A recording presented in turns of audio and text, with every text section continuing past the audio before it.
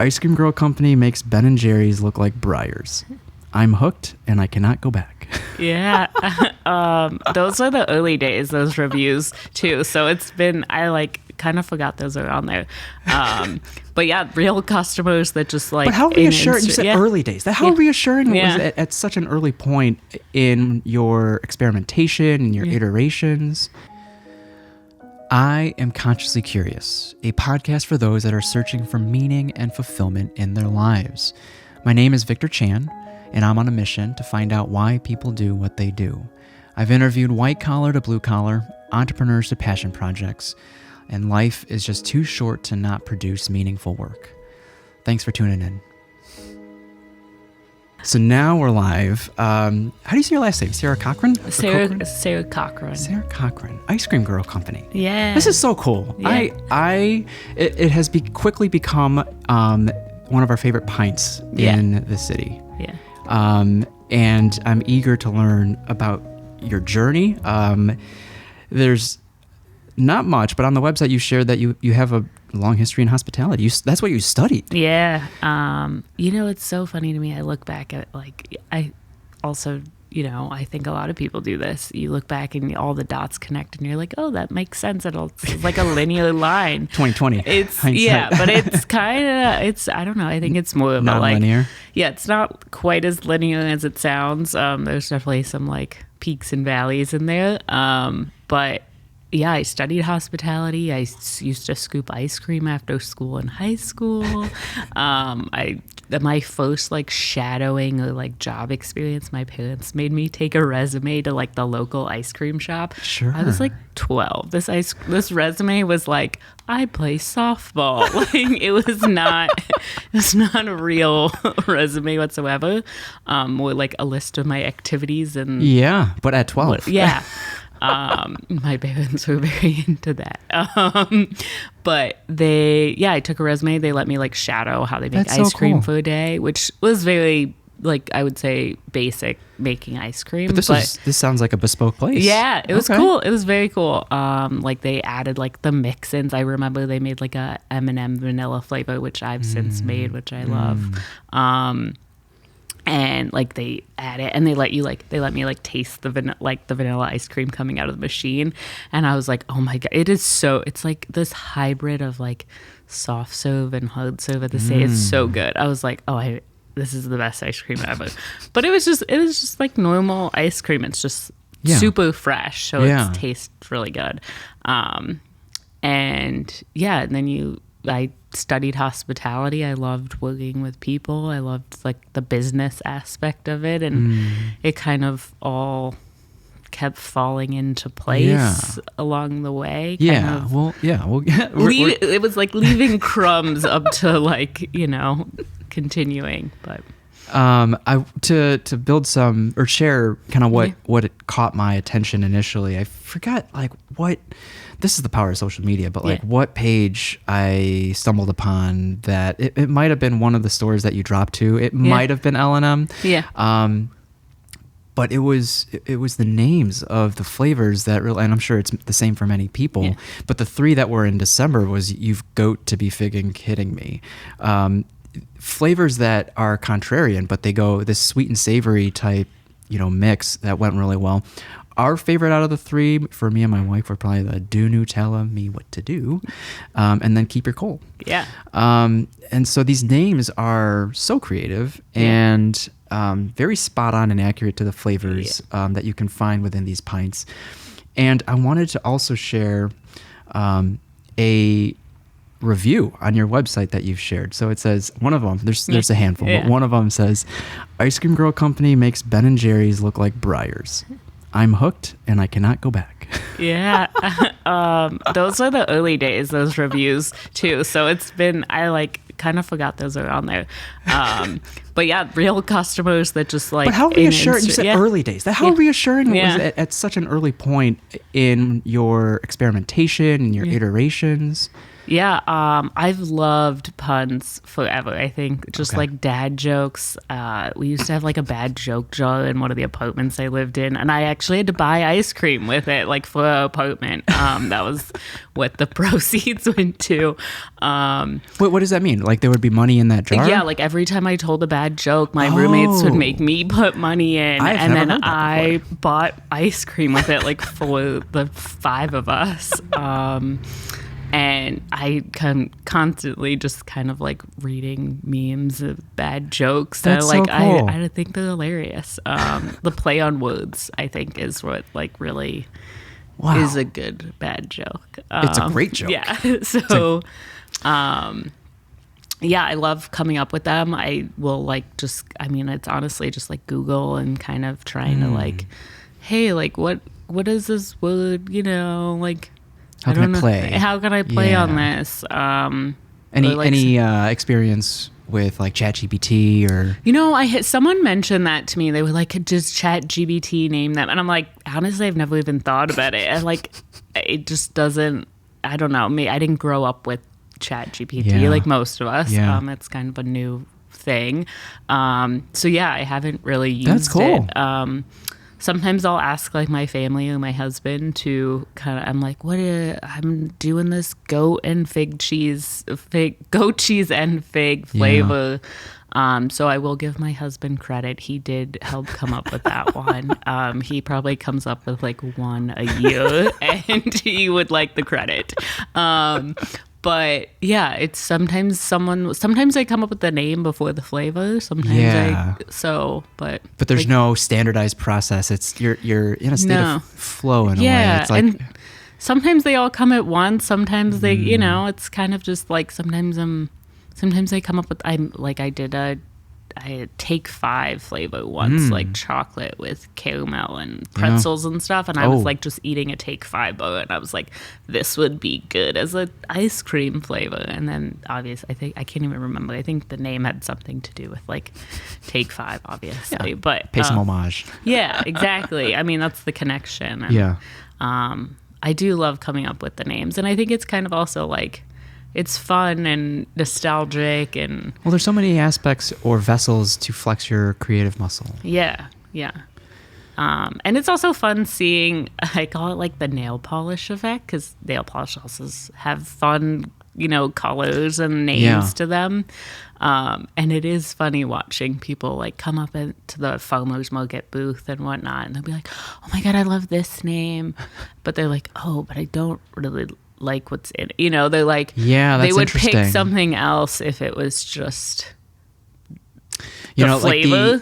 To be honest, we're not a huge goat cheese person. I don't know if you heard that before, but like it was the last pint at L&M, and you shared a social media post of like, I just restocked L&M. Yeah. We just missed you. Yeah. And I'm like, oh damn. But we loved the goat cheese and fig, and we actually gifted it as a care package to one of our cousins, and they just shared that they cleaned out L&M to gift it for Christmas presents. Nice. Yeah. I do well there, I think. I used to live kind of near there, and that was when I first started, and so that was a good like base for me. So when I connected with them, I was like, I have a lot of customers in this area that would really appreciate a closer pickup spot. Wow. So like, I think you will sell it. Yeah.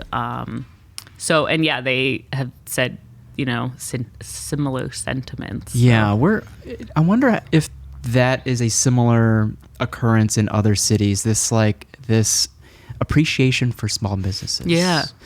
We have like, if at least a handful, if not a dozen small bodegas, but even like Agora, a relatively medium-sized grocery store that emphasizes the locality. Yeah. L&M does great with the supporting small businesses, and it's great to see. And I think it's also a movement of like people are kind of beyond Amazon. Or like, I mean, I don't think more thoughtful. Yeah, I don't think Amazon's ever going to go away, but I do think it's it's great to see people supporting local, and I think also in just this post-COVID, a lot of people had friends start businesses during COVID, and it's like, hey, maybe you don't live in Chicago, but I have a friend that lives in, Chicago that did start a business. So like someone that lives here, and it's great to see like people supporting those people. So. Speaking of support and potentially collaborations, I've had 2 local chili oils and chili crisp, and they say, I still haven't tried it, but they say it would go well on ice cream. I've heard that. I haven't tried it myself, but I've definitely seen some like Instagram reels, and they're like chili crisp on ice cream. I've seen like olive oil on ice cream. Yeah, that too. I've put olive oil in ice cream before, which was good. And, customers tell me all the time stuff like this, like, oh, I tried this flavor and it went really well with I put cherries on this one, or chili crisp or whatever. And I'm like, I'm here for all of it. So, whatever. I wonder if you'll ever make a Malort flavor. Ooh, alcohol and ice cream gets weird though. It does it? Okay. Yeah. As far as texture or how it holds? It raises the freezing temperature. Okay. So it makes it harder to freeze. Okay. So then it's just like, it gets a little funky. You just have to be careful with it. You can just enough for a flavor. Yeah. It's not usually very alcoholic. But I've done little bits like whiskey or like a bourbon kind of thing, but it gets weird a little. It doesn't usually come through super, super strong as most people getting that flavor would probably like. Yeah. So because at age 12, it seemed like your parents had an idea of or this level of support for like, you like ice cream? Go, let's push you in this direction. Yeah. What were some examples or memories of feeling entrepreneurial, or it could be ice cream if you want to go simpler? Yeah. Who doesn't love ice cream when they're 12? So that's easy. I guess so, yeah. But also, I think both my parents were entrepreneurs. Okay, gotcha. Excuse me. So I think, it's kind of in your... Like they have that appreciation, or they see potential. Yeah, there's just like, hey, go... And also, like, at 12 is a fun age. Like, hey, your kid is interested in, I don't know, tennis. Like, let's go to tennis camp or whatever, basketball camp. Like, you kind of... I think it's good parenting is you just kind of... foster their interest. Push your kids towards what they like and see kind of what sticks.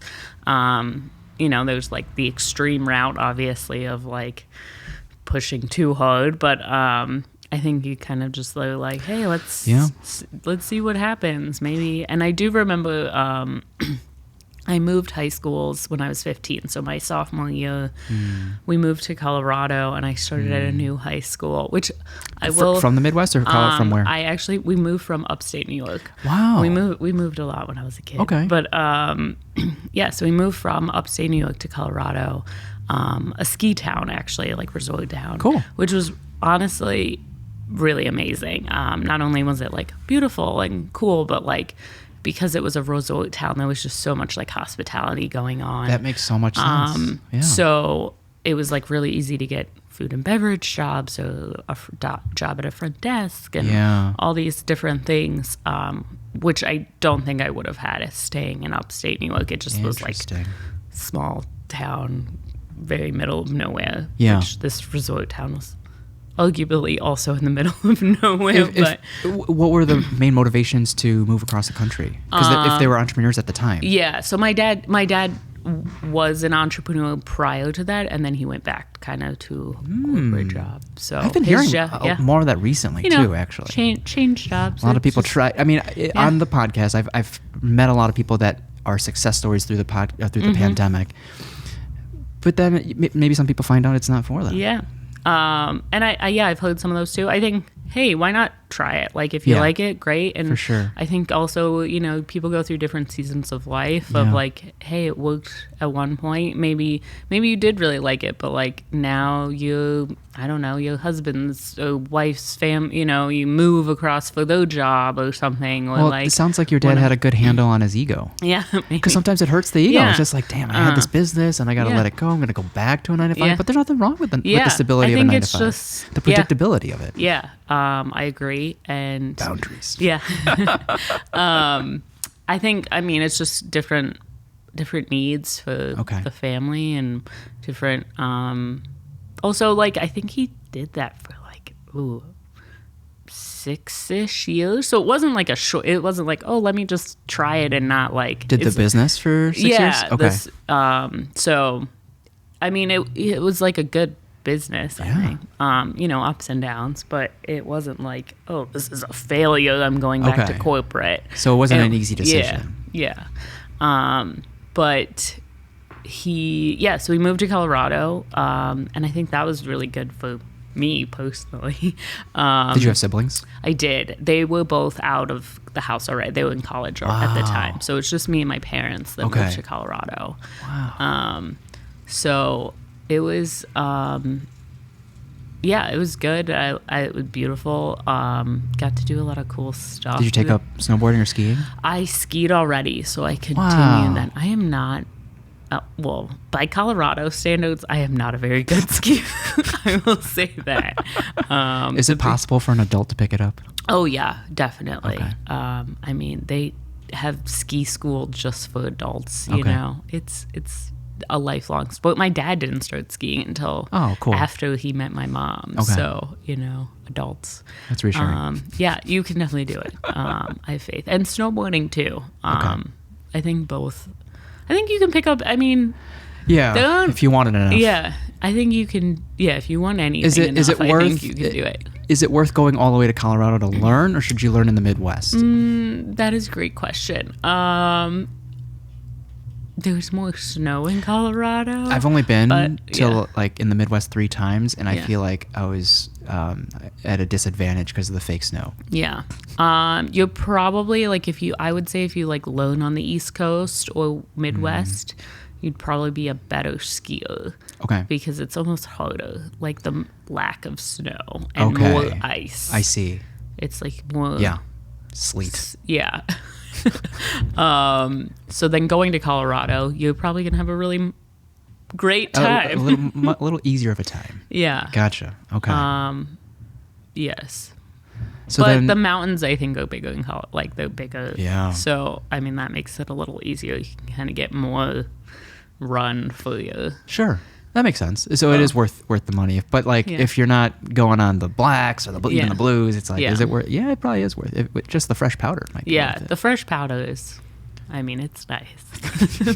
But, so at that time, when you like, was ice cream a ritual? Was it tradition post dinner or whenever, like a midday? No, not really. I mean, I did work in high school at an ice cream shop. I scooped ice cream. Okay.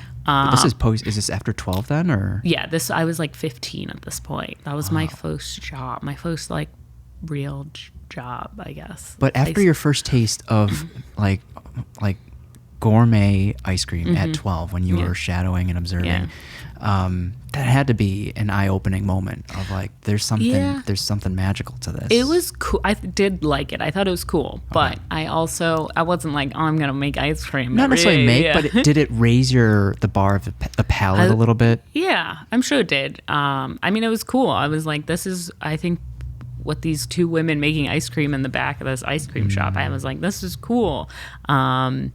And it seems fun, you know, and at its core of entrepreneurship, that is what it should be. Yeah. There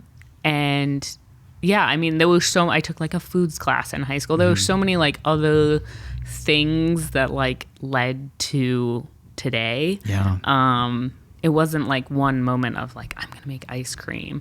There were just lots of little things. I think if COVID hadn't happened, I don't think I would have. I think I would still be working in pastry and restaurants and things. Just because I think COVID kind of pushed, I was like, I don't know what to do. It kind of, I think a lot of people that started their own businesses kind of did that. But so through high school, you continued in ice cream. I did work at the ice cream shop. I worked also at like an event center, front of house and back of house kind of. And still very close with that mentor that I had there today. Oh, wow. And I worked front desk at a hotel. I did a lot of things. Did you have a preference through dabbling all these things, through tasting all these things? I really liked that, like working at the event center. I just thought it was cool. I was doing something different every day. It was never the same. There was different like bands and things coming in, artists. So that was really cool for me. And I think also through there, I got connected through, I worked for like a lighting and design company. So was that like a coordinator role? I mean, I was still in high school, so I was just, I was like, they literally called me little intern like Sarah. Like a runner, yeah, okay. I was the gopher. I would bus tables, I would set up, I would, but because I didn't have like a defined role, I also like, I don't even know if, I think she like paid me when she could, but I think a lot of it was just unpaid because I wanted the experience. Okay.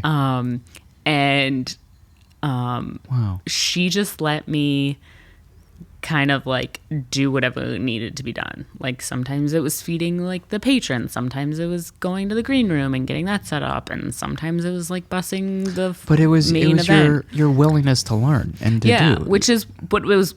So that was kind of why I was unpaid, is like I didn't really have an assigned role or job. It was just like come and learn literally everything, which was it was great. And it wasn't I mean, this is a resort town too, so it's very seasonal. So there's like a peak winter season, peak summer season. So it wasn't like super regular hours either, which allowed me to do other things. Okay. So like through her, I met the main caterer, and I picked up some catering gigs in the summer. A lot of weddings. I worked for that lighting company in one summer. So it was a lot of different things that were very cool. Like at the time, I didn't know exactly what I wanted to do. And I just was like, I want to see it all. But seeing how it all, I did like seeing how it kind of all fit together. It was like, oh, the food is coming from here, and this else has to be put out, and blah. It's like. Was there a point where you ever thought you'd be in like event planning? Maybe. I did like that aspect. But I also, I mean, I didn't ever have like a official job or anything in that to like pursue But all these it. experiences were enough to push you into studying hospitality. Yeah. So they all kind of fell under hospitality. So that was definitely kind of where I wanted to go. And was I wonder if anyone, or if you ever had this realization of like, do you need a degree to make it in hospitality? I think it's very much kind of like working in kitchens. Like you can have a degree in it, and you can kind of definitely have more of like an overall sense of the whole big picture, or you could just work your way up and learn on the job and learn and figure it out, especially if you have great mentors along the way.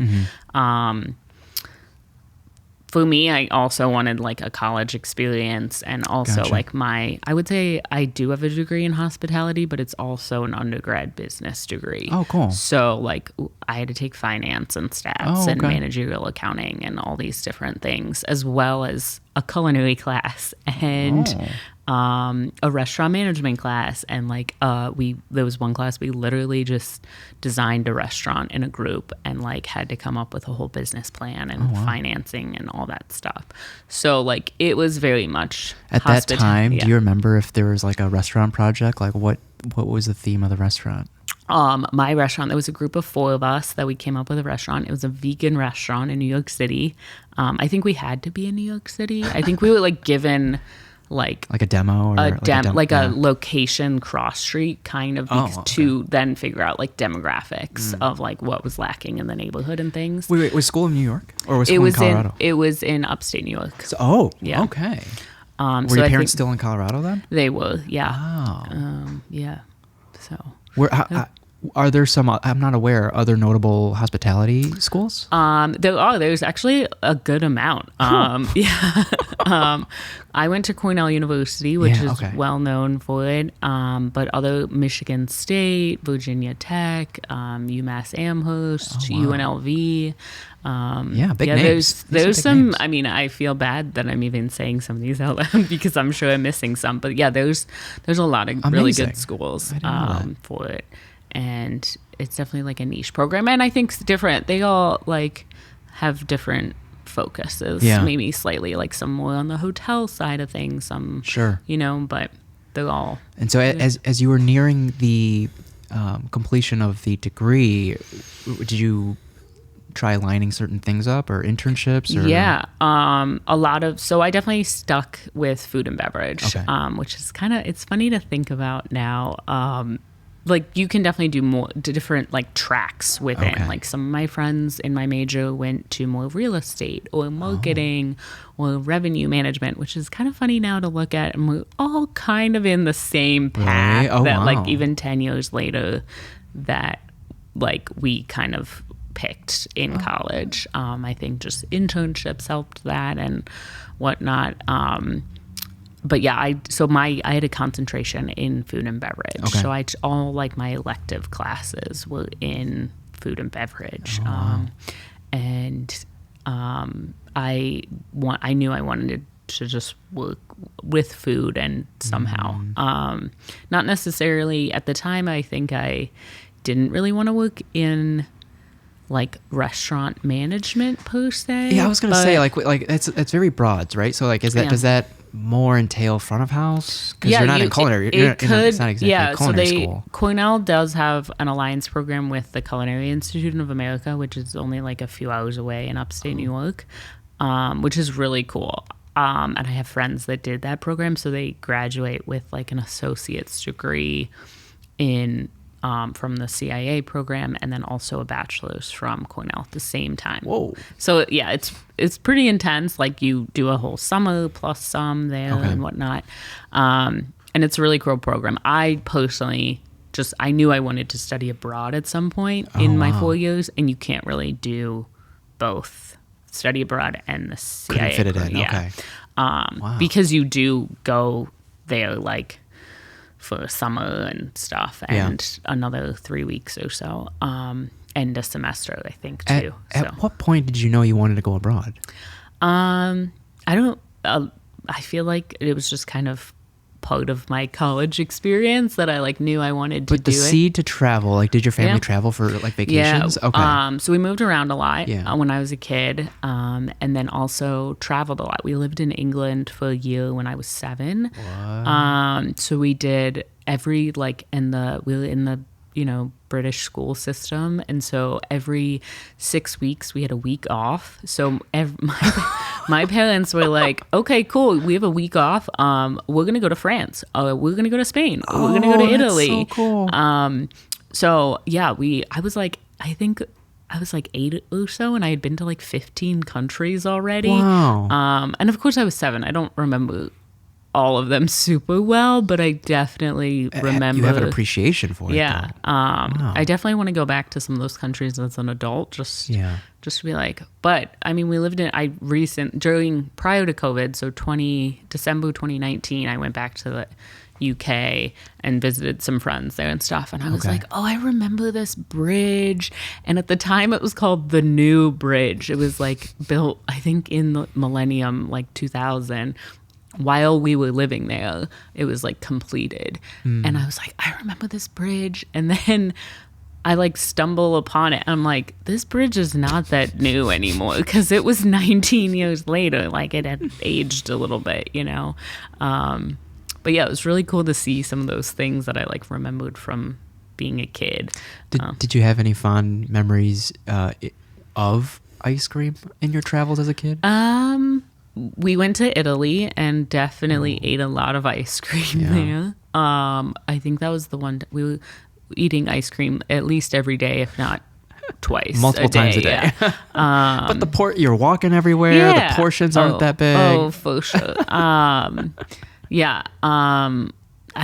that was the only one that really sticks out to me. And then also, so in this trip that I went to the UK, I had spent like a year abroad. Okay. So I like from like June 2019. Is this part of the college experience? No, this is after. This is after the college experience. Yeah. So I like spent a few years working after college and then saved up a bunch of money. It was like, I never have any time off. Like I work in restaurants, no time off. I would, maybe see my family like 5 days a year, whatever. And so I was like, I want to travel. I'm in my 20s. All my friends are traveling, and I never get any time to do this. So I was just like, I'm going to save up and go for a year and like backpack and just see as much as I can. So June 2019, I flew to Denmark, and I didn't really have like a second. It was just I have a backpack, and did you just spin a globe and be like, oh, I'm gonna go to Denmark? Like what about Denmark attracted how you? I had never. I mean, I guess I had been there, but I hadn't. I like don't really. I might have just found a cheap flight there or something, and was like, it seems like a good place to start, and then I'll kind of like do this. Maybe have I like kind of was like these. Yeah, like I was like I kind of have this idea of where I'm going, but very quickly did not follow that at all. But yeah, so I was like I had this. And this is solo? Yeah, I was by myself. And at this point, I had worked in Chicago in pastry and like restaurants, and so I wanted to I ate a lot of ice cream on this trip. I was like, I know what's up now. And there were so many cool I couch surfed. I stayed in hostels, so I met tons of people, and I was just like, I want to make ice cream one day.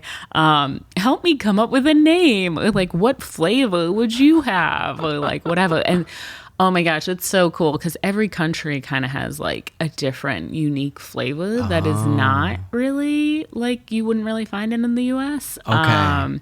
So, oh my God, I remember my couch surfing host in Denmark took me to the like local ice cream shop, and he's like, tourists don't really know about this place. It's awesome. It had a line out the door. And I was like, this is awesome.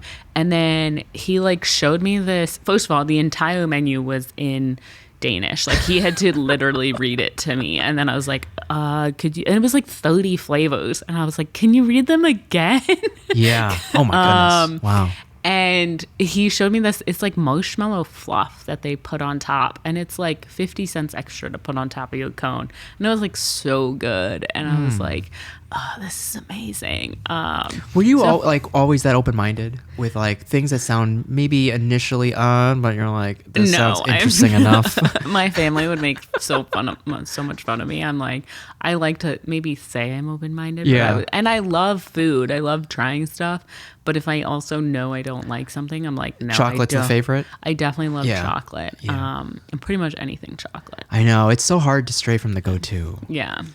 Or lemon. I make a lemon ice cream now, and it's one of my favorites because I feel like I can't find lemon ice cream.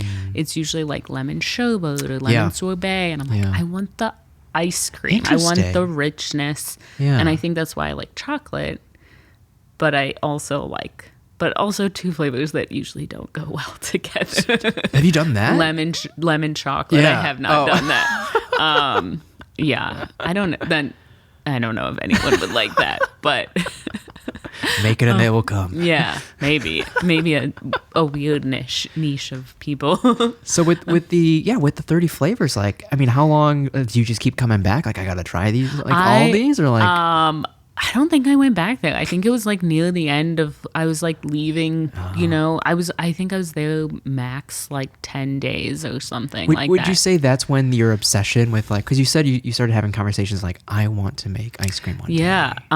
So when I worked at Little Goat, I made ice cream for them. This is like 2017, 2018 Was that your first job making ice cream? Yes.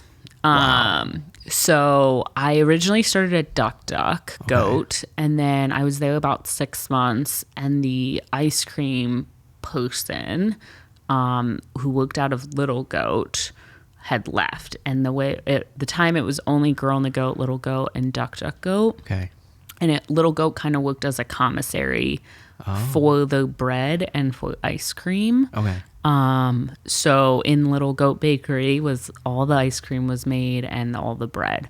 And then they would come and get the bread and bring it over to Girl and the Goat and also the ice cream, for Duck and Little Goat and whatnot. And so the ice cream person had left, and they were like, we need someone to make ice cream. Did you train under them at all? Or? Yeah, like a couple days of training. So did you feel ready?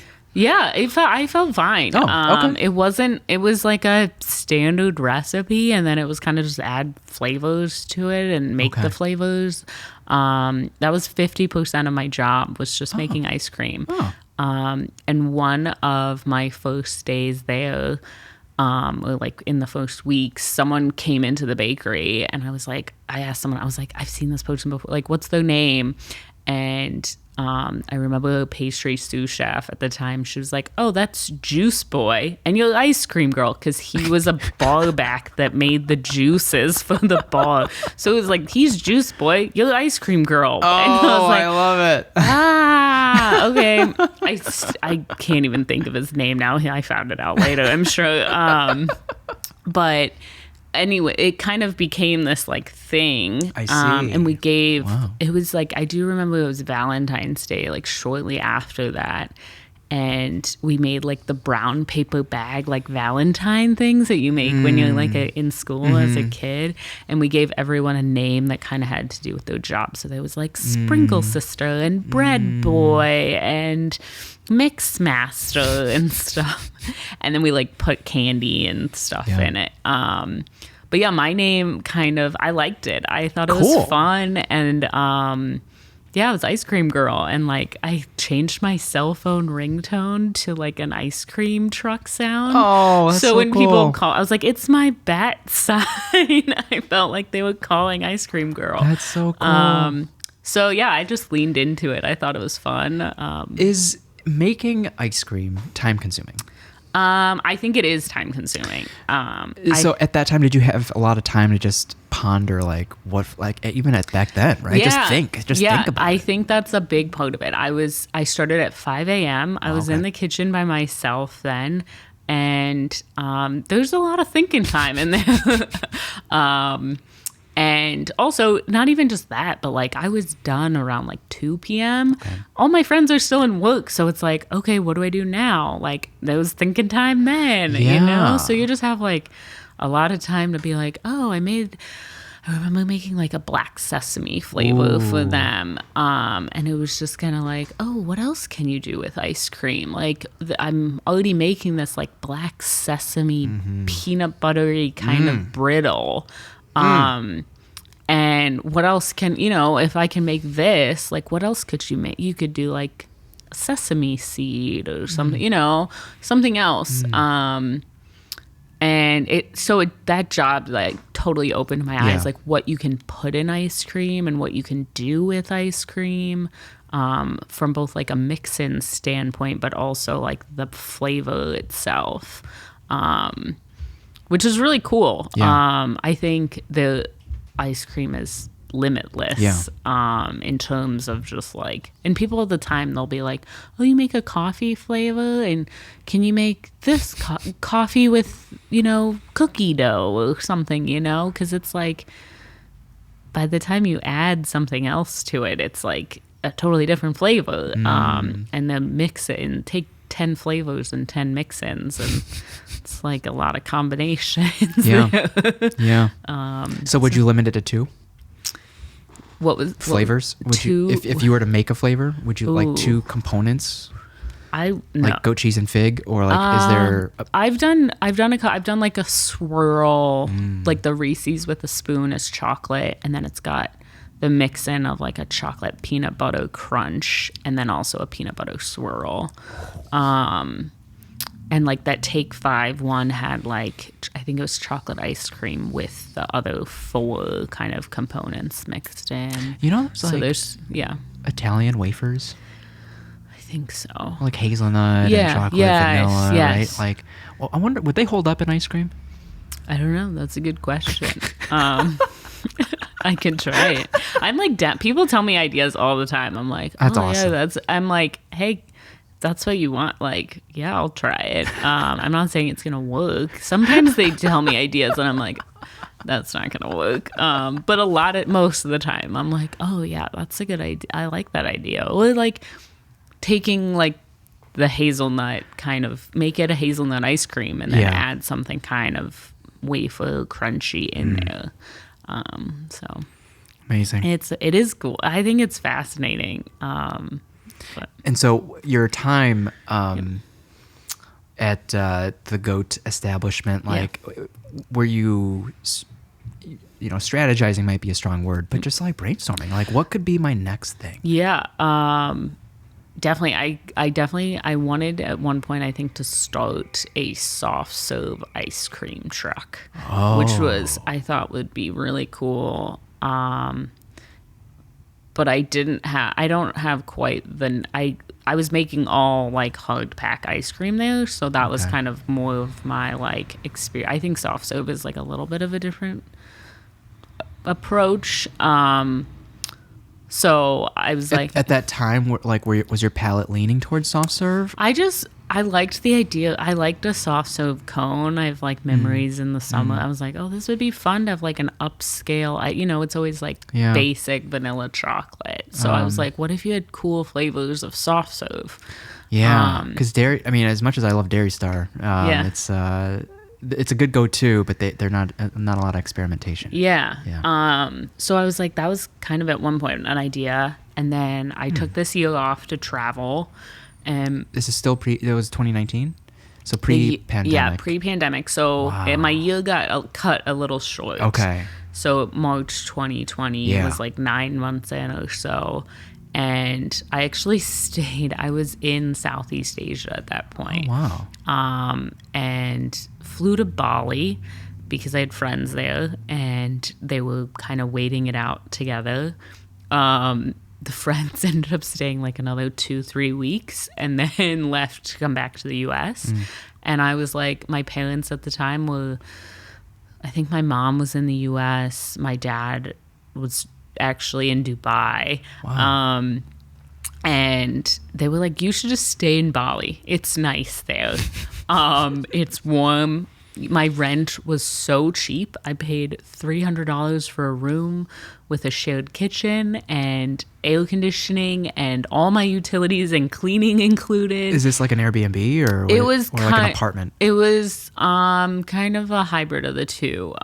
So it was like a house with 4 separate rooms, like a hotel room kind of, but large, very large.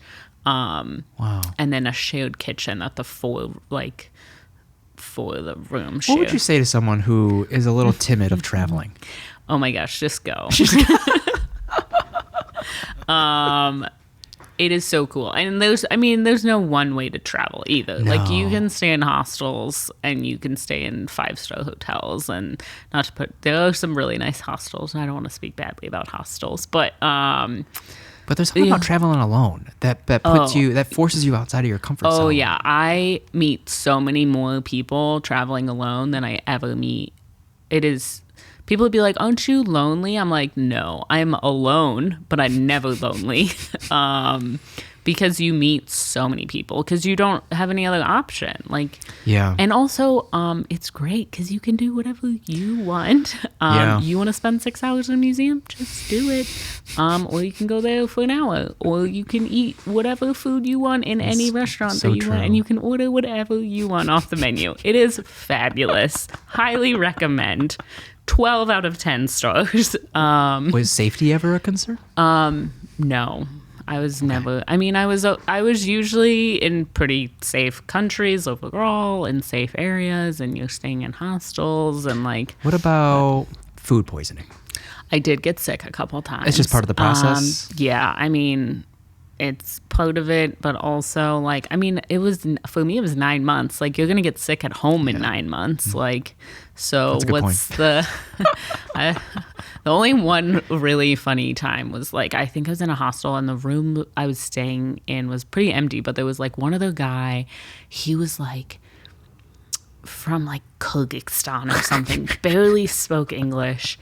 I was very sick. I had like met some girls, but they were staying in a different hostel. I like tried to go out and meet them, got sick immediately, definitely like food poisoning, something. Came back to the hostel, got sick again, and he saw me and he comes over and tries to offer me like a hot dog. And I was like, no.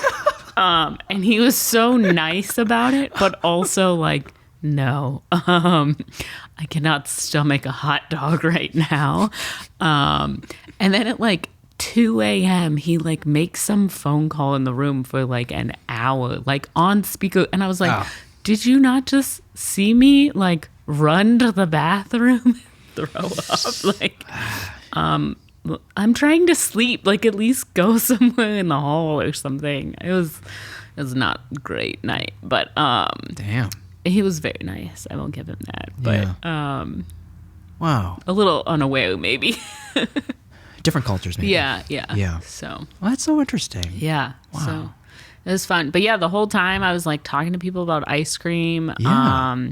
And then when COVID hit, it was kind of like, okay, I'm going to stay in Bali for a little bit. Okay. And then I actually got a little homesick, which for the first time in my life. But at that point, Is it because, were you trying to quarantine in Bali? A little bit, yeah. Okay. Just because at the time, you didn't know how long it was going to last, if the borders were going to reopen. So if the border, it was like, I don't want to go back to the U.S. and then in 3 weeks, the borders are going to reopen.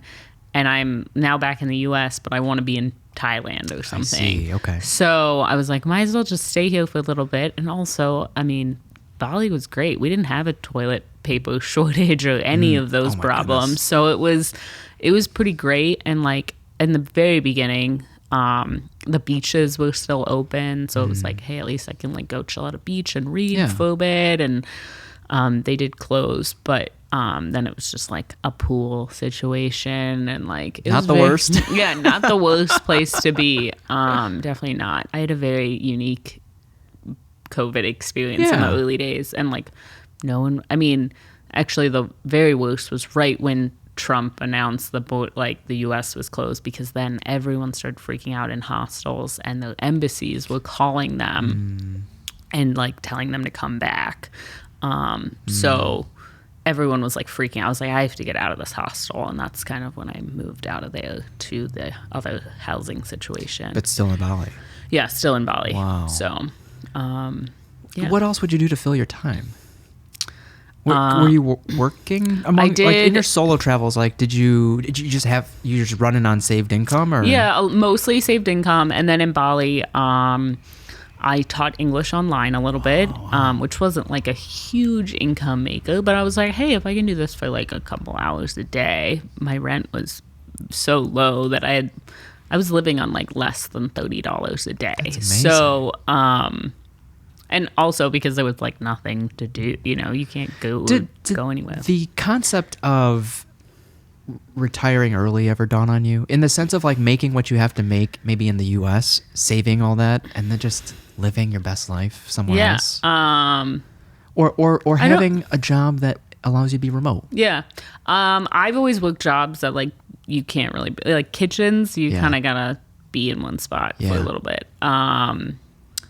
So I never really had that idea. And I think I like the idea of like the tiring like that for me got a little tiring after a while. Like it was really cool. And I did meet a lot of people that did remote work or were taking a year off to teach English in China or something like that. But it also gets tiring. You're like, I just want to like kind of set up shop and like be in one place, have my own shower for like a little bit, whatever your thing is. So it was I was getting kind of tired, I think. But I was also moving I could have gone much slower and not exhausted myself out. I was moving in the first 3 months I was in Europe. Like I was in a new city or country like every 4 or 5 days. Oh, wow. Because there was so much I wanted to see. So I was like barely skimming the surface of some of these countries and like maybe just going to the capital or the biggest city. It was more of like a checklist.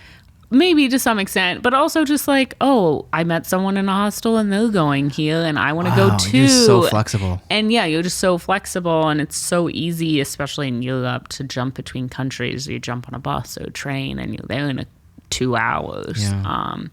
So, or you're just like, hey, I met this cool person and let's hang out for a few more days and like go to the next country. I'm headed here. Where are you going? But it's exhausting at the same time. Like you're just jumping around, traveling, physically like traveling a lot. Yeah. So that's tiring. And I feel like a lot of Americans do that too. Like you only have 10 days of PTO a year. So you go to Europe for 10 days. Try to cram it all. And you try and cram it all in. Yeah. It's exhausting. No wonder you only can do one vacation a year.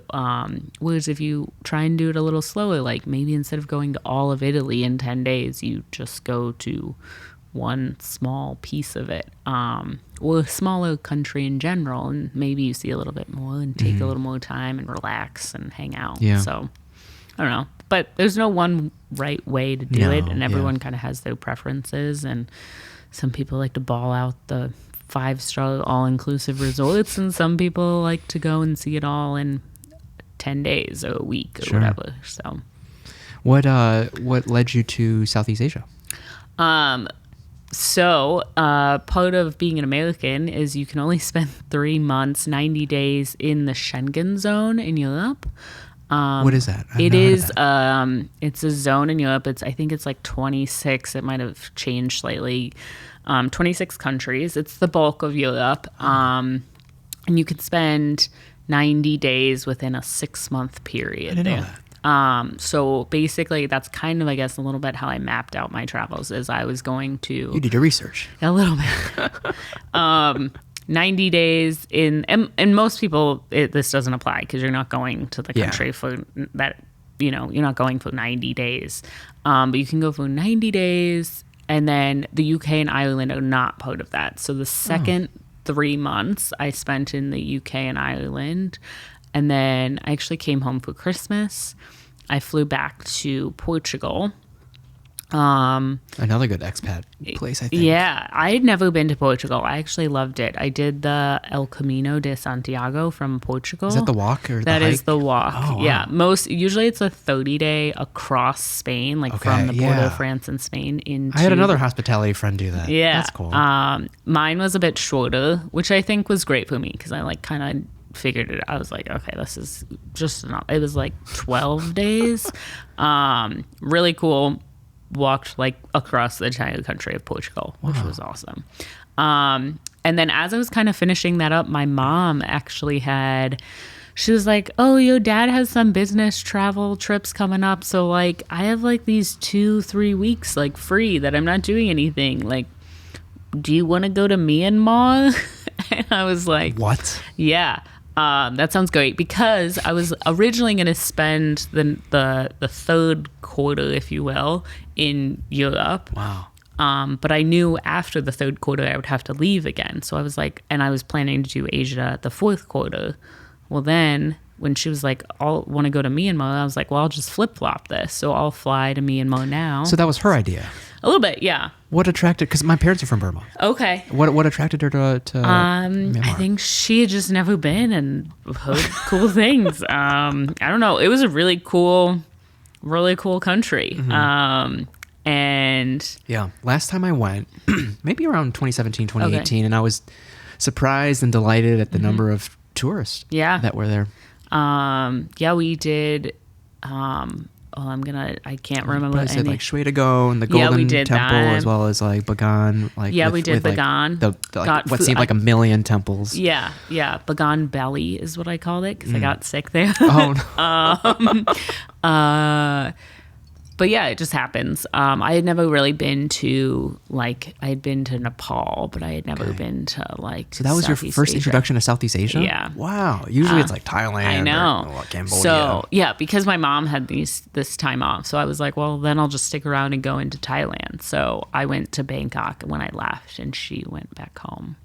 Amazing. So it was cool. Yeah, it was. I loved Myanmar. Really cool country, and not a lot of like people go. I mean, it is more tourists than you probably would anticipate. Like, yeah, but there were some like government issues and things like that. And so I would understand if people are hesitant to try to just explore, especially if you don't have a tour guide. Yeah, I forget. My mom's a really good researcher, I guess, if you will.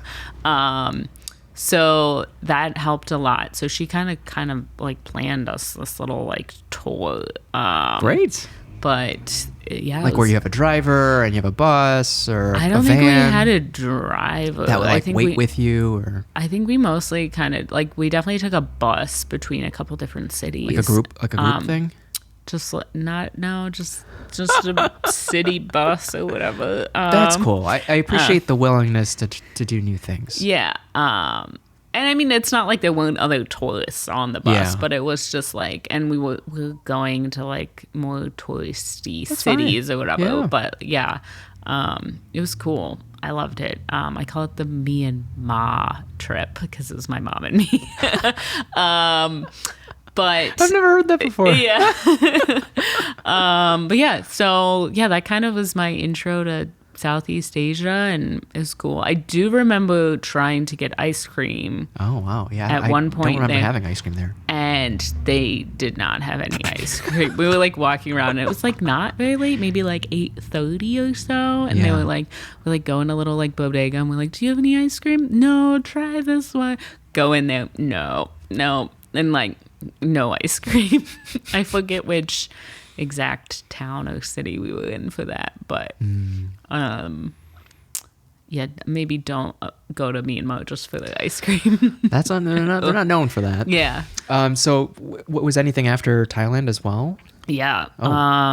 So I spent I landed I think like mid-January in Myanmar, and so I was there until March 17th in Southeast Asia until I went to Bali. So I did. Oh, that was pre-Bali. Yeah, this pre-Bali. Gotcha. Okay, we're just moving. Yeah, sorry, my timeline is all over the place. You're good. Okay. So from Myanmar in January of 2020 to Thailand, and then Laos, and then back. I flew from Laos, I think, to southern Thailand, and then I actually had a flight. I was supposed to fly on March 17th, St. Patrick's Day, from Kuala Lumpur, Malaysia, to Amsterdam. And I did not get on that flight. Instead, I flew to Bali because... Were you hearing rumblings of the pandemic? Yeah, it was basically pandemic freaking out. And I was like, I can't go to Amsterdam. I'm just going to get stuck there. Okay. And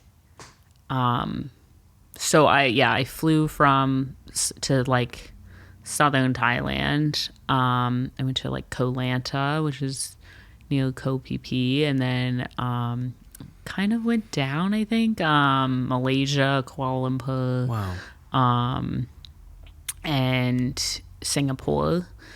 We had a family friend in Singapore that showed me around. That's so cool. Yeah. They weren't locked down? They had been locked down already. Singapore got hit early, and they went into very hard lockdown very early. Okay. And then they reopened, and then they were still very cautious, but they were not, like, we went out to eat. I didn't stay with them, but just limited space where they had, like, were living and whatnot. Sure. And then I think I was only there like a few days, and then I think I went back to Kuala Lumpur from there and then flew to Bali. So yeah, it was an interesting time. That's amazing. And then that's when you got homesick? A little bit towards the end, when all my family was like quarantining together. Sure. So I flew back like July 2nd of 2020. So I was in Bali for like 3 months. Okay. Just hanging out, reading a lot, teaching English. My brother's company, he started selling masks to people because he had like suppliers through his company in China that were making masks. And so he's like, I just need more people to email. So I cold emailed like 100 to 500 people a day selling masks online. Oh, you were helping them out. Yeah, Oh, so okay. I didn't really need. Well, there was a short. Are these N95s? Yeah, there was a shortage. I think it was all masks. Surgical masks. Oh, okay. He had like, and then it became even more products too, like the uniform, like coverings for the whole body and stuff. But I think all the sales I made were masks, and I made a couple sales that way, enough to be like, okay, this is worth it. So yeah, that was fun. That was your introduction into cold sales. Yeah, exactly. Except it was very great because I only had to email people, and most people just didn't respond. Yeah, so the no's don't hurt the no's as much. Didn't hurt much.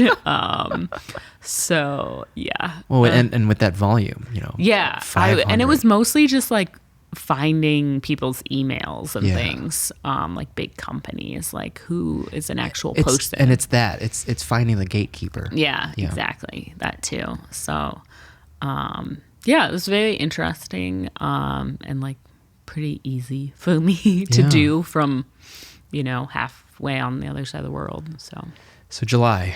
Yeah, that's July. Came back home. Kind of had the plan to come back to Chicago. Okay. So I saw some family on the East Coast for a couple weeks. Things were kind of like reopening at that point, but not. Yeah. Like you had to like wear your mask if you were going. Yeah, which to the was bathroom. In Bali. There wasn't really a heavy mask mandate or anything. So to me in the US, it was like, oh, well, this is kind of weird. And I think I also I got in the habit of wearing a mask and I got used to it. And then I drove into some state. I really had to go to the bathroom. I went to a gas station. Colorado would be like that. And it was like, oh, you don't have to wear a mask here. I was like, oh, this is like the gas station attendant wasn't. And I was like, he looked at me crazy for wearing a mask. I did a road trip to Colorado in the pandemic. Yeah. You can just change. You can see the culture change. Yeah, you can see it change, which was crazy. So yeah, I spent some time on the East Coast with family, and then and my now husband actually helped me find an apartment in Chicago. From basically the East Coast. So I would found on Craigslist an apartment. And I was like, can you go there and make sure it's So he was here? He was in Chicago. Wow. And he helped me. I was like, can you, because there were so many scams online too, and rip-offs and whatnot. I was like, can you make sure this is actually an apartment and isn't infested with anything weird? Well, what was your plan? Because I guess restaurants were starting to reopen. So was that the plan, to go back to restaurants? So no, my plan was make ice cream. Your plan was okay. Because it's July and August, so maybe early August at this point. I had friends that they had left were furloughed from their restaurant jobs, and they were making cookies or making macarons, sourdough, and selling it out of their apartments. Yeah. And I was like, that sounds cool. I know how to make ice cream. And that's kind of when the soft serve to hard serve pints kind of switch, because a pint of ice cream is already packaged and ready to go, and I can just hand it to you. Versus a cone that's not very it can't keep very well, kind of has to be consumed right away. I don't have the space for that. I'm kind of also just testing this out. It's also COVID, so people are still kind of cautious with just they want it packaged. And where'd you get the containers from? Originally I bought them. At first I started with plastic deli pint containers. Which I found out very quickly when frozen tend to shatter. So that I think I went through one sleeve and I was like, nope, no more of this. Wow. And then I was able to, I lived in uptown Buena Park at the time. And I think the Asian grocery store Park to Shop was, they sold a sleeve of the white pint container. White pint containers. Wow. I think I got a package for a sleeve from there. And then Restaurant Depot, I could buy a case. So I kind of, which was a lot. I remember So buying. do you not need a license to go into Restaurant Depot? You do, but my now husband had one, so I got it. Yeah. Utilize those resources. Yeah. So I would go in with him and get that. That was pretty much the only thing I was buying from there. Cool. Actually, you know what? Before that, even though I think I bought a case online off like Amazon or something like that. And I had to buy 250 of them as a minimum. Yeah. Like in a case. And I was like, this is a lot. And my parents, it sat in my studio apartment, and my parents were like, that's a lot of pints. And I was like, yeah, I hope I go through it in time. Like, I went through it in no time. It was That's like amazing. It's like a joke now that I What was the vessel to sell? Did you create the social as far as marketing? Where were you going to show up, or are you hand delivering these? I was hand delivering them on my bike. I did not have a car. I pretty much all my orders very early. It was like social media, like Instagram message me.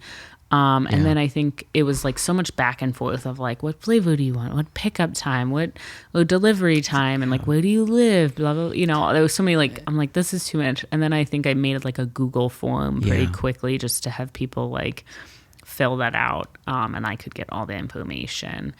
And then, there was another small startup guy I worked with for kind of after the Google form to take orders.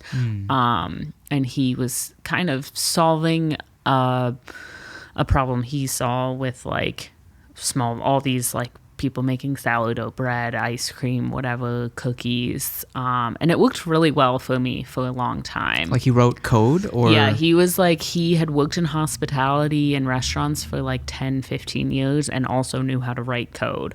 And so he like created this website that I could have my customers order through. And I think I just like got an email every time I got an order. Yeah. And it worked out really well. Then he kind of changed some of his pricing that I wasn't happy with. So I was like, okay, I have to find someone new now, which is always fun. But, you know, you learn very quickly as a small business. It's just being flexible and adapting and changing. Yeah. If there's not one problem, it's another problem. And you got to just deal with the biggest problem at the time, I guess. So what can be done. Yeah. What do you think was the catalyst for like the tipping point for people to become aware of your ice cream? My first few orders were like family, friends, people I'd worked with. I actually did a Bakers Against Racism bake sale, which I had actually seen while I was in Bali. Like a girl I had worked with was like hosting one or part of one. And then she posted on Instagram when I was living in Chicago that they were hosting another one. And I was like, oh, can I take part? Like, I would love to bake something for this. And she was like, yeah, definitely. So I made these, they're called Scotcheroos. It's like a peanut butter Rice Krispie with chocolate on top. Oh, really good. Very Midwestern too. So you maybe grew up with them if you're from the Midwest. But I made those and I like brought them to her apartment, and she kind of handled the orders with, I think it was her and her roommates that were kind of doing it. And someone reached out to her after the bake sale was over and was like, that Scotcheroo was so good. Can I get more of them? And my friend connected us, and I was like, I'm happy to make you more, but I am kind of like focusing on this ice cream. And at this point I was kind of like recipe testing, figuring out what worked, what didn't work. And she was like, I'll buy a pint of ice cream too. And I was like, great. What flavor do you want? Had no menu, had nothing. I was like, and she said Rocky Road. And that was the first pint of ice cream I sold, actually. And I delivered it to her. And a bunch of Scotcheroos. Wow. And it's funny, actually, I did a farmer's market last summer, and someone came up and she was like, actually, I did that I was roommates. I also made stuff for that same bake sale, cool. and I had never met this woman before, but I was like, oh my god, I know exactly who you are. Oh, that's so cool. So it was really cool to like see. Now I've grown. It's been 4 years. So it was really made me happy that she said something, because I wouldn't have known too. So, yeah. So yeah, that was kind of my first sale. That's besides, wild. So word of mouth has been the strongest. yeah, definitely word of mouth, and just that's. So it's good. It's good product. Yeah, good product. yeah, and you're blowing people's minds. I love word of mouth. I think is stronger than any other form of marketing. So I tell people that all the time. I'm like, even if they're like, oh, they'll say something like, oh, I'm lactose intolerant. I'm like, okay, well, tell your friends. Like, so, it just keep it going. And it's also, I mean, for me, I probably could put more into marketing, but also I was always it was just me. So I wanted to be able to like kind of grow at a pace that I could handle. And I do remember like my first June, I think, maybe it was the second June I was in business. I was like freaking. I was like, I'm so stressed, like keeping up with these orders. Wow. And all this, it was a lot to handle. And now I like look at the numbers and I'm like, that was nothing. Like, I'm like, as you've learned to scale. I've learned to scale, I've gotten bigger bowls and bigger pots and, Gotcha. just more freezer space and better machines. Was it at that point though when you started doing things that removed you from the creative process? Not necessarily. I think it is still just me. So it's just like, I mean, I'm the one still coming up with the names and things. But all the back end, the accounting and the taxes I don't know. I think I've figured out how to scale up in some ways that allow me to still be able to do those things. In the summer, it gets a little rough since it is so seasonal. Yeah, bring on less some seasonal help. But also, just like kind of having a plan too, I think helps. Even if you don't follow it, like I do try and plan out a lot of the flavors for the year. Okay. Like now in January, cool. December, January. So that way that can free me up to do those things. Yeah, that mental bandwidth. Yeah. Like I also it's, making ice cream, it is something I have to do with my hands. And like, I can't necessarily like be doing something else at the same time. They say that about YouTube videos too. It's like, try to come up with the title and the thumbnail first and then let fill in the void after. Okay. Yeah. Very interesting. So yeah, and sometimes I probably have like a hole or two here to fill, and like I might see something later that of like you can swap in and out, a monthly flavor, but like a lot of it is just like planning and like, hey, where can I do better, and like where can I maybe hire an accountant to do some of these things that relieves me of doing a lot. So what are things that I can offload? Yeah. And what are things I like doing? Right. Because some of the things that I'm like, I could offload this, but I really like doing this. So yeah, it's enjoyable, and maybe because I like doing it, it takes me less time. It takes me less time to do it. Yeah, so absolutely. It's not always worth hiring someone else to do it. What were some of the first steps you took to scale? Because at the moment, I mean, you still pop up at farmers markets, but you do private events as well, caterings. Yeah. But you still, in addition to the 3, drop-off points, but like you deliver still. Yeah. Right? So the first big thing was definitely getting a bigger ice cream machine. Okay. When I first started, that was your bottleneck. Yeah, that was definitely, and my now husband at the time was like, you need an ice cream machine, you need an ice cream machine, you need a better ice cream. Prior to that, what did you do? I had, so it kind of worked out well, in a way. I started with a Cuisinart mix-in. Okay. Like a Cuisinart ice cream, the add-on attachment. Okay. Mostly because I already had a KitchenAid, so that's a good entryway point for people. It was like $60 or something. and it comes with this little, it's called like a dasher, and it connects the KitchenAid to the blade. Okay. And it broke within like the first 6 weeks that I had it. So I basically called the company, but it took, a couple of weeks to get not a refund, but a replacement. But because the bowl was still great and intact, I now had 2 bowls, so I could make twice as much ice cream. And also, while I was waiting for the replacement, I got a loaner ice cream machine that they just let me keep. So I then had 3 times as much. So I went from being able to make... I went from making... I think I could make 3 pints in one ice cream machine to then 9. Wow. And then I found some woman on Craigslist that was selling her ice cream machine. And she had one ice cream machine, but 3 bowls. So then I could make it was up to 15 pints a day. Nice, and nice. then my bottleneck was I was making 15 pints every day. You became the bottleneck. Yeah. I became the bottleneck. Yeah. I couldn't keep up because these bowls have to be frozen overnight. I see. So I couldn't make more. So I really needed the ice cream. And then it became a storage thing. Yeah. Okay. Wow. And yeah, I just needed something with a built-in compressor so I could make ice cream more at when it was anytime I needed to, because with a built-in compressor, it's more every 20 to 30 minutes, it's you making a batch of ice cream versus every 24 hours in that bowl. So it drastically helped me. And then it was just kind of scaling up some equipment and stuff, bigger bowls, bigger pots to make slightly bigger batches.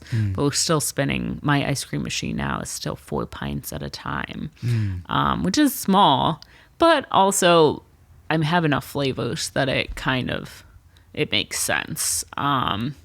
So are there certain flavors that have been more taxing on these machines?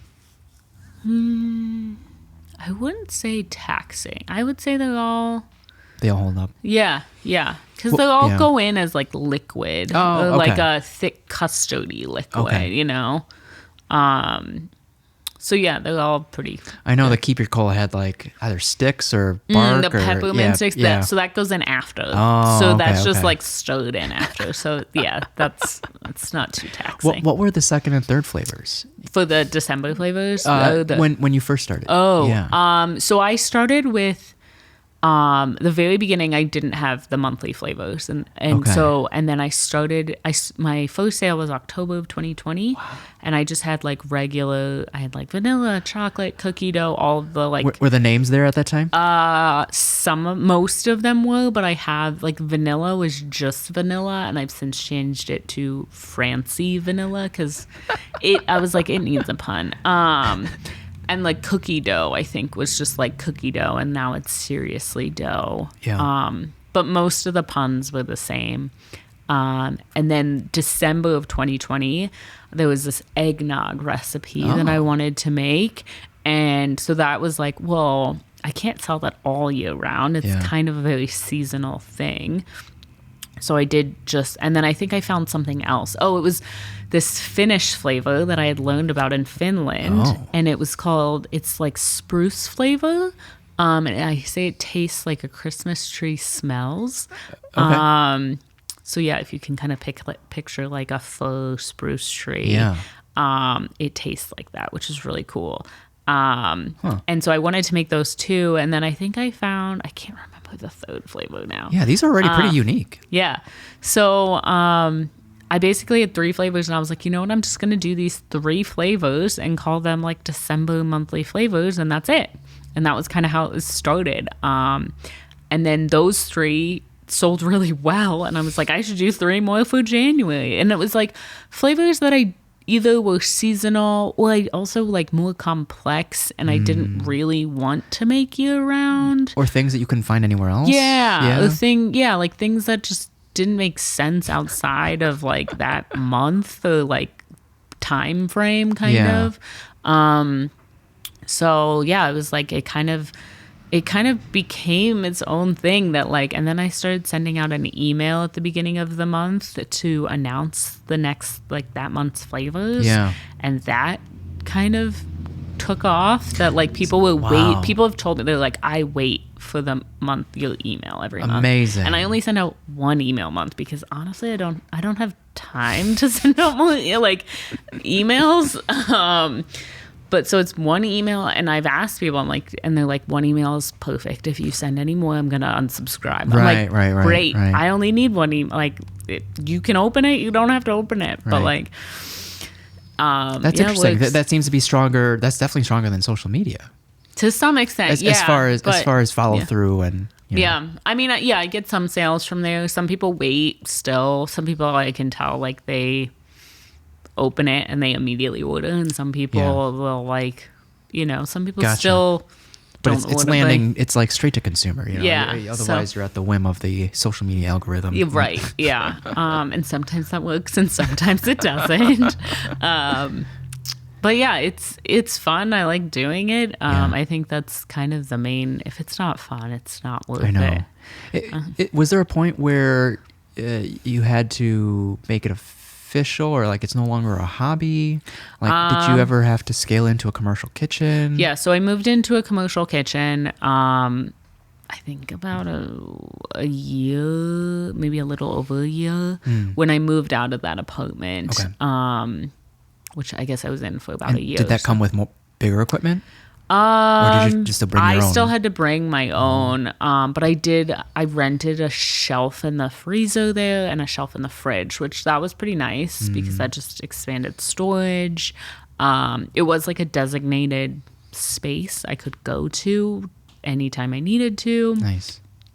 And make stuff. But yeah, all the equipment was like mine, which is good because I own it, and like I have moved shared kitchens now, and so I still can bring my equipment in that I need. And I'm also like, I'm not paying for equipment I don't use, so it's got its benefits. And the scaling is, there's always something. There's always kind of something going on. When did you become ready to jump into like farmers markets? So I started at the shared kitchen right kind of as the farmers market season was beginning. And by that point all the applications had kind of passed. And also I think at that time I kind of wanted to like get into like some shelves of stores.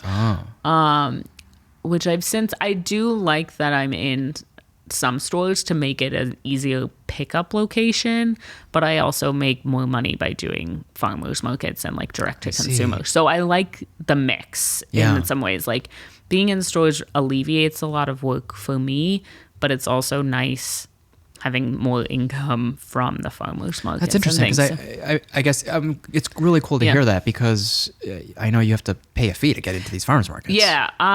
The fee, I think they're all relatively the same, like a few $100s. Okay. So it's not, and if you take that, it's over the whole season.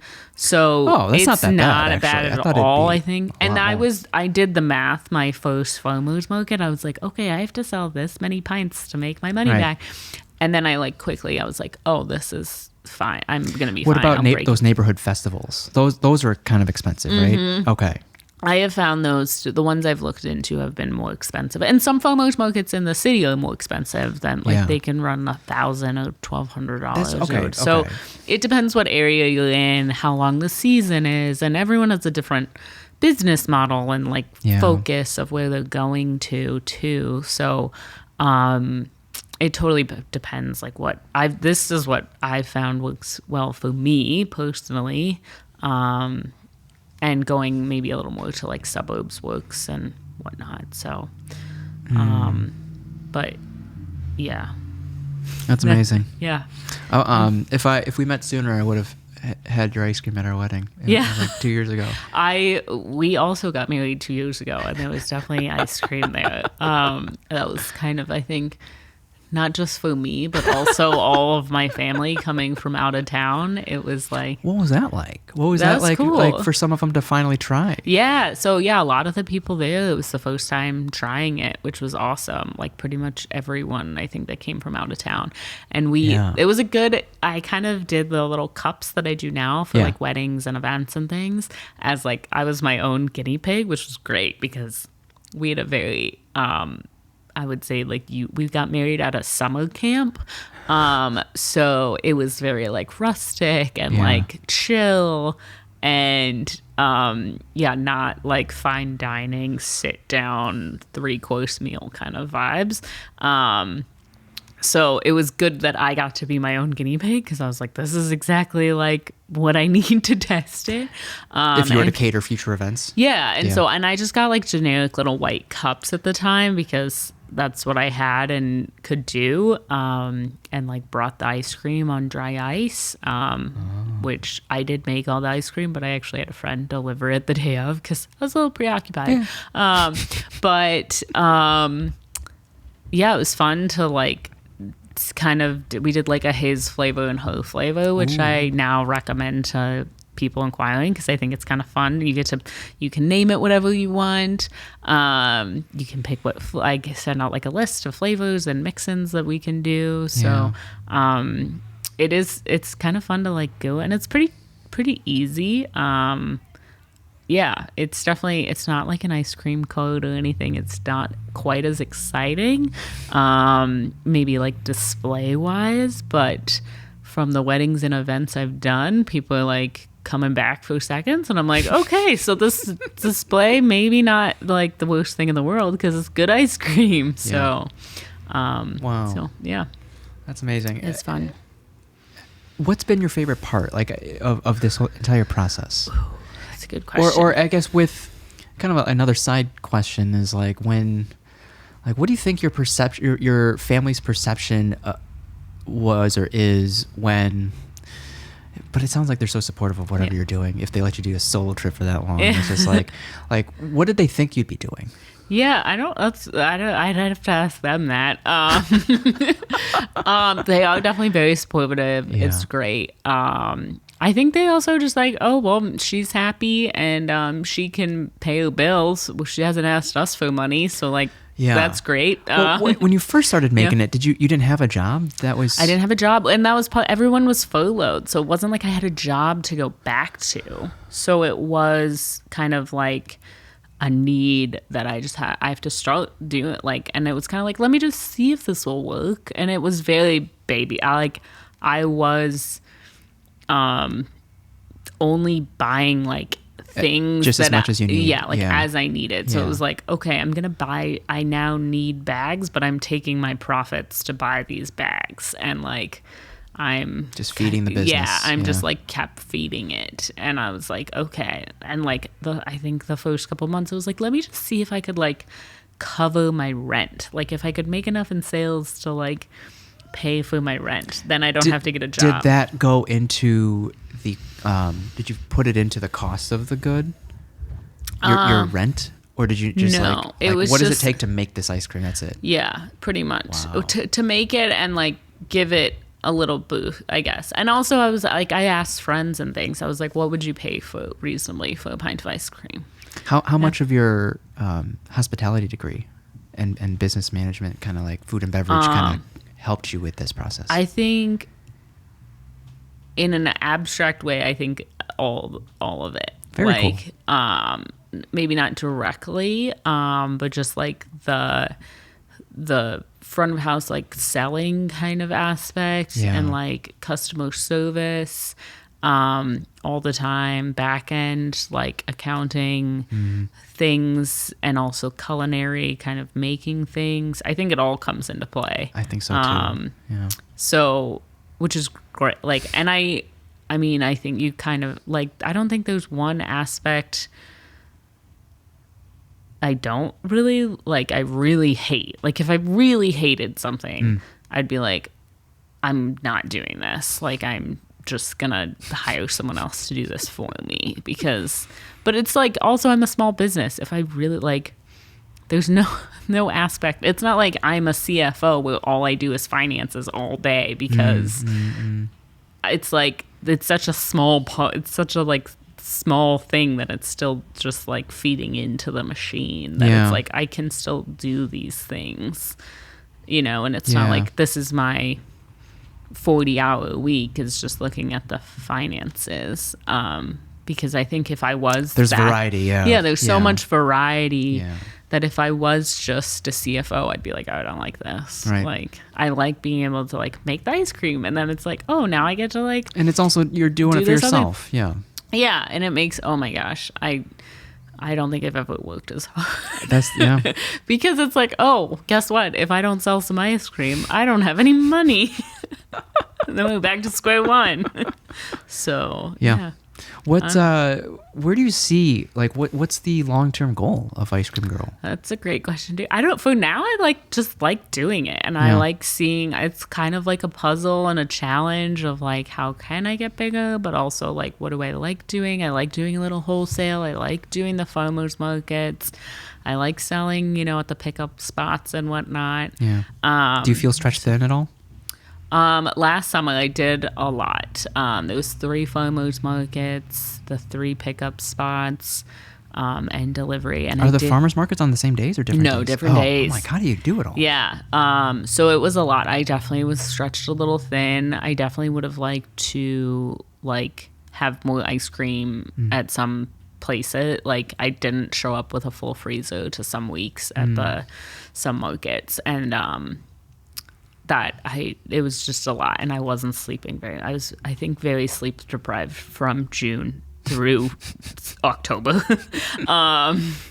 It was kind of all of a blur, and my husband definitely gave me a lot of pep talks. I was like, I can't do this, and he's like, you said that last week and you were fine, you just gotta go, you can do it. He's also very supportive, thankfully. But yeah, I am definitely, I think I'm gonna just stick to 2 farmers markets this summer, kind of like focus and do better at, like, perform a little better there, and also make sure I have more ice cream. I can focus a little bit more on like the pickup people and deliveries, make more ice cream by just having one more like production day. It will alleviate a lot of stress in my life. Yeah.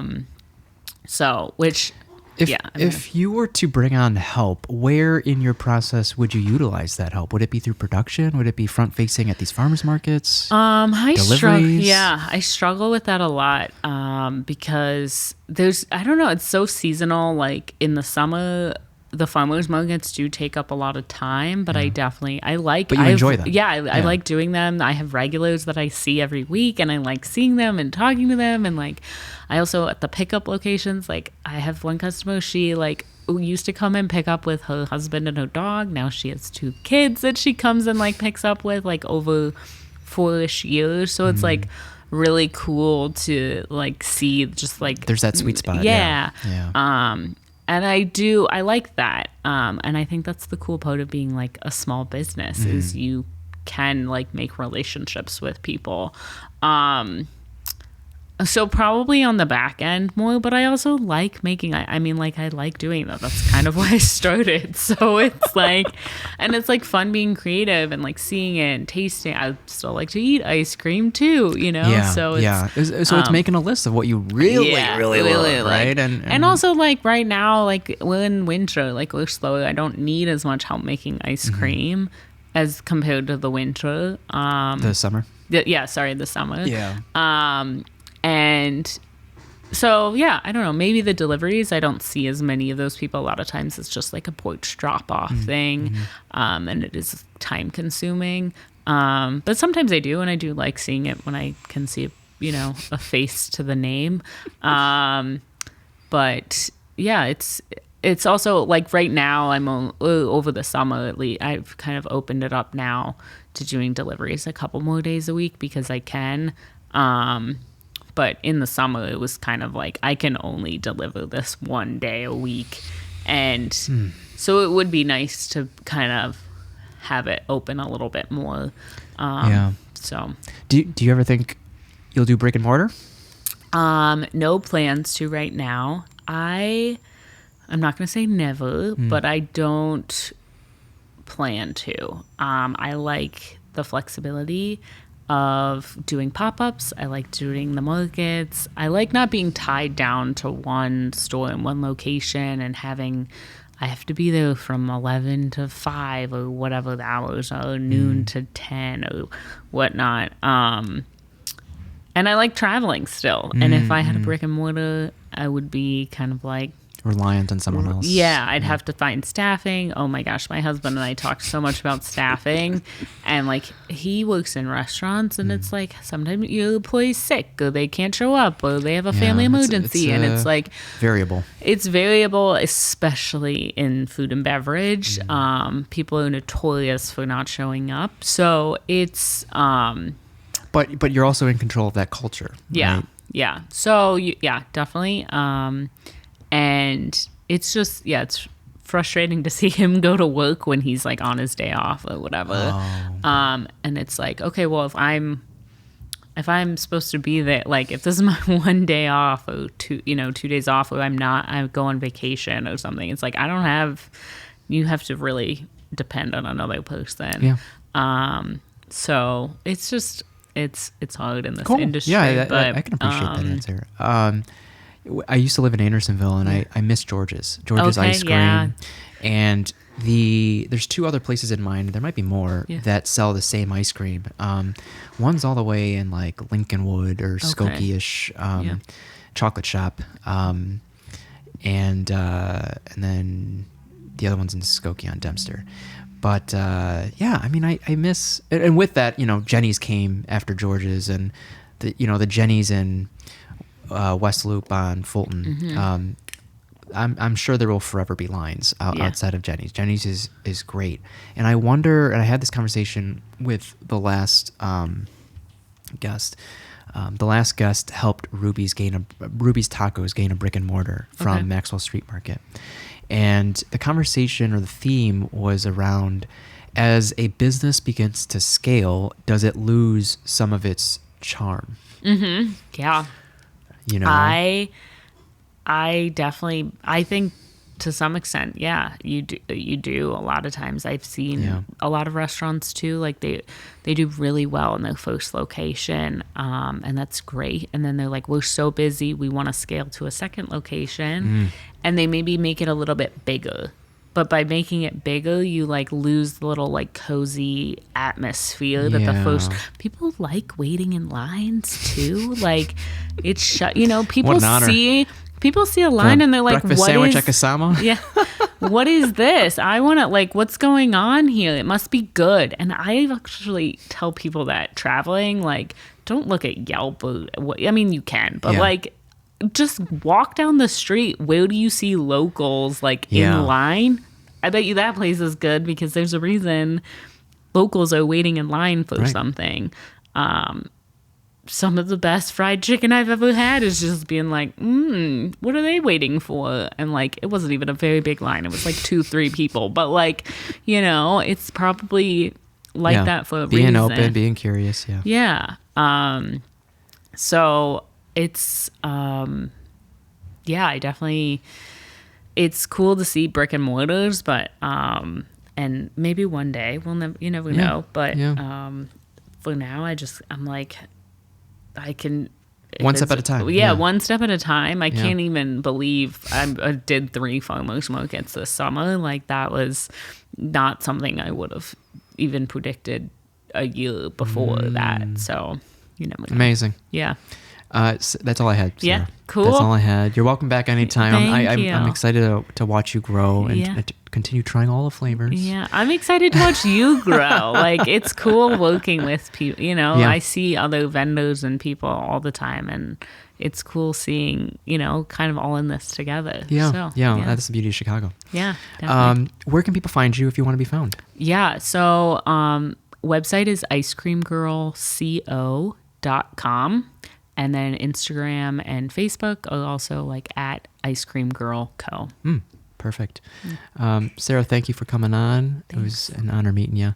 Everyone else, thanks for tuning in. We will see you in the next episode. Bye. Bye. Hey, what's up, guys? Thanks for tuning in. If you like this video, you might even like this video. If you haven't subscribed, please subscribe right here. I'll see you in the next one.